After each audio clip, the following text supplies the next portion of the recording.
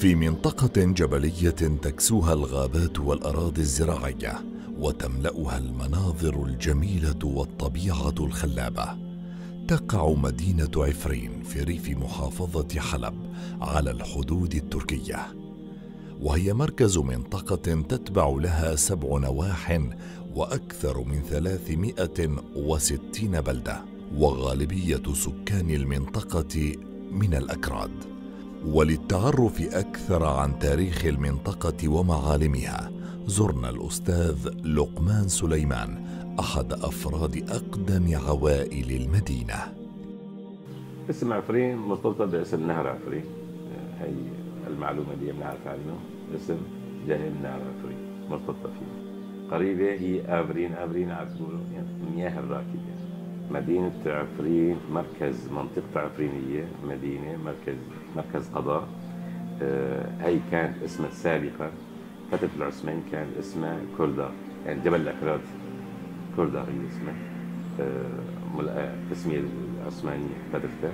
منطقة عفرين منطقة تاريخية، من الآثار الموجودة فيها هي يبدو كانت مسكونة بأكثر من 6-7 آلاف سنة. هي المنطقة هي فترة العثمانيين سيطروا. فترة العثمانيين منطقة عفرين كانت تابعة لولاية كلس، وبعد العثمانيين اجت الفترة الفرنسية. طبعا الفترة الفرنسية لما دخلوا الفرنسيين على المنطقة، أول مقاومة في وجه الفرنسي أو أول طلقة بوجه الفرنسيين كان بمنطقة عفرين، دخول على سوريا منطقة عفرين عن طريق المقاوم محو إيب وشاشو، من قائد الثورة السورية أو إبراهيم هنان. يختلف أهالي منطقة عفرين بتاريخها ومن أول من سكنها، حيث يؤكد الأكراد أنهم هم أول من سكنها، وذلك لوجود الغالبية الكردية في تلك المنطقة وعدد من الآثار التي تدل على ذلك. منطقة عفرين معروفة منطقة تقريبا بالكامل كردية، ضياع سكانها كردية. في عشائر أو عائلات فترة لاحقة دخلوا عفرين بسبب قحل، يعني محل بمنطقتهم أو مشان الراعي كذا، كان يجوا بالصيف ويجوا مواشي على منطقة عفرين، من 70 سنة 60-70 سنة، من الخمسينات وبعد يعني بالستينات والخمسينات. بعدين قسم منهم استقروا، قسم منهم عشيرتين هذول موجودين، العميرات والبوبني. وفي منطقة جبلية اسمها جبل هوار، يبدو حسب الأشخاص اللي ملمين بالتاريخ بالآثار أنه تقريبا بداية البشرية كانت موجودة. يعني جبل هوار في آثار موجودة، من الآثار الموجودة مثلا آثار الموجودة نبي هوري، معروفة هي نبي هوري في مسرح ومثل قلعة أو معبد، كله كان جنب بعضهم. هذول أجداد الكرد، هوريين أجداد الكرد. فترة من الفترات يبدو نفس العصر أو قبل منه الحسيين كمان حكموا آثار الموجودة كمان. كل شيء أسد، راس أسد أو شعار يبدو كان الأسد شعار. يعني منطقة عفرين من أول يوم انطلقت الثورة شاركوا بالمظاهرات منطقة عفرين، أغلبيتهم كانوا شباب طلبة اللي شاركوا بالأساس طلبة بجامعة حلب، شاركوا هناك وبعدين انتقلوا ضمن مدينة عفرين، شاركوا بالثورة بالمظاهرات السلمية. تم قمعها الفترة اللاحقة من موضوع الحزب نتيجة انقمعها بهالفترة. يبدو كان شغل انه تحييد الشعب الكردي عن الثورة، بس ما صار غايته. فترة الناصري والبعث موضوع اللغة الكردية كان محظورا نهائيا، حتى كتاب أو شغل حتى فترة من الفترات ممنوع التكلم باللغة الكردية بالدوائر الرسمية، أو تحط عنوان لاسم محلك أو لاسم ابنك تسجل إنه باسم يوحي للكردي، كان محظور نهائيا، محظور. وللعرب أيضا روايتهم وتاريخهم الذي يستندون إليه لنسبة المنطقة لهم والتأكيد على أنهم أول القبائل التي سكنت المنطقة. وللتعرف أكثر عن تلك الروايات زرنا الشيخ حمود غزال في قرية بابليت، وهو شيخ قبيلة العميرات، إحدى أقدم القبائل التي في المنطقة.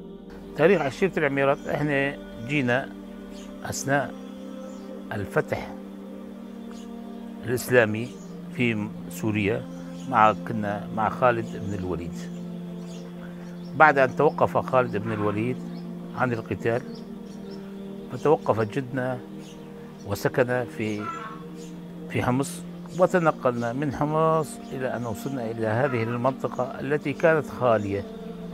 كانت هذه القرية اسمها قرية بابليت، باب أو معبر للدولة البابلية والدولة الفينيقية التي كانت تبعد عن الساحل البحر الأبيض المتوسط خط نظر تقريبا حوالي 20 كيلو متر عن القرية. طبعا اجوا اخوتنا الأكراد وهن تعايشنا معهم، اجوا بعد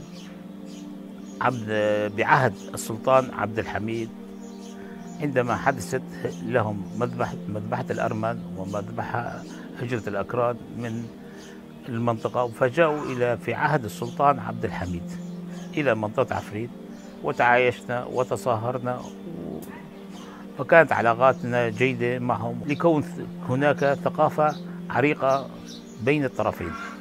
طبعا استوطنوا في هذه المنطقة فسموا قراهم على أسماء القرى الذي كانوا فيها في الشمال. بالنسبة لما جئنا لمنطقة عفرين كانت مدينة خالية. عندما جاء الاحتلال الفرنسي إلى إلى سوريا وسكن في هذه المنطقة، كانت المركز العسكري هو المعبطلي أقدم من عفرين، فبنى في عفرين المركز الحكومي السراي والمغفر، هو أقدم نقطة موجودة بعفرين، وحتى الآن يشهد هذا التاريخ على وجود البناء الفرنسي اللي موجود هون بالمنطقة هي. قرب كونها الدوريات كانت تذهب باتجاه يعني لواء اسكندرون وباتجاه كلس، فالنقطة متوسطة عن الطرفين، فأحدثوا في هذه النقطة المتوسطة مركز حكومي لهم، أينما تمركزت الدولة يتجمع الناس حولها. وعشيرة العميرات كانت هي موجودة قبل يعني من العهد الفتوحات الإسلامية، موجودة في هذه المنطقة يعملون بالزراعة.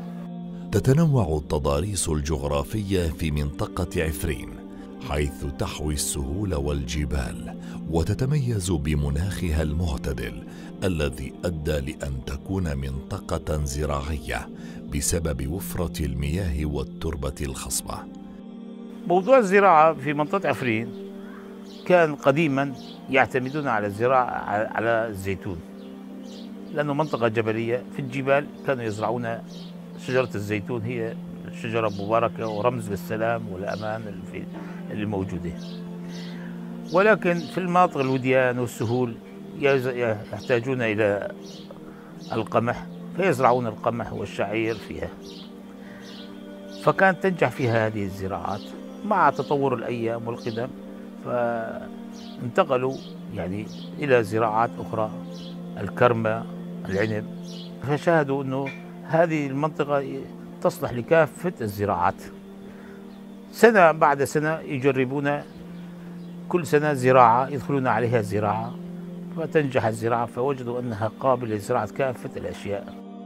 أصبحت منطقة عفرين لاحقاً جزءاً من الإدارة الذاتية لشمال وشرق سوريا، حتى تحررت المدينة على يد الفصائل الثورية بمساندة القوات التركية خلال عملية غصن الزيتون عام 2018 التي طردت وحدات حماية الشعب الكردي، وتتبع الآن لسيطرة عدة فصائل من فصائل الجيش الوطني، لكنها تفتقر للكثير من الخدمات بالرغم من وجود الكثافة السكانية الكبيرة فيها. يمر في منطقة عفرين نهرين، هو النهر الأسود الذي ينبع من الأراضي التركية، ونهر عفرين. فهذه ثروة اقتصادية، فبنوا عليها سد. هذا السد كان نهر يجري يعني في منطقة عفرين نهرين فقط، ويزرع عليه هذه المزروعات. فالسد أحدث حوالي 10 أنهار نتيجة المضخات أو أقنية الري، فزادت المساحات وزادت الإنتاج وزاد العطاء وزاد الخيرات في هذه المنطقة ذات المناخ المتوسط. طبعا نتيجة وجود البحيرة في ميدانكي وأقنية الري التي تمر ضمن القرى كثيرة، والمسافات الطويلة التي تمر فيها الأقنية، أصبح الجو لطيفا، وأصبحت تزرع الأشجار والفواكه والكذا. والسائح يحتاج يخرج إلى مكان يحتاج فيه الهواء النقي والتنفس الجيد هو شيء، فيجلس إلى جانب المي فيجد الراحة والاطمئنان عند سماع خرير الماء. وخاصة في وقتنا الإنسان يعني في ضغوط نفسية. بالرغم من أن عفرين تملك جميع الإمكانات اللازمة للسياحة اعتباراً من الطقس والمياه الوفيرة وكثافة الغابات، إلا أنها تفتقد الخدمات اللازمة للسياحة من المنشآت الخدمية والمطاعم وغيرها من الأمور التي من شأنها زيادة فرص العمل والسياحة.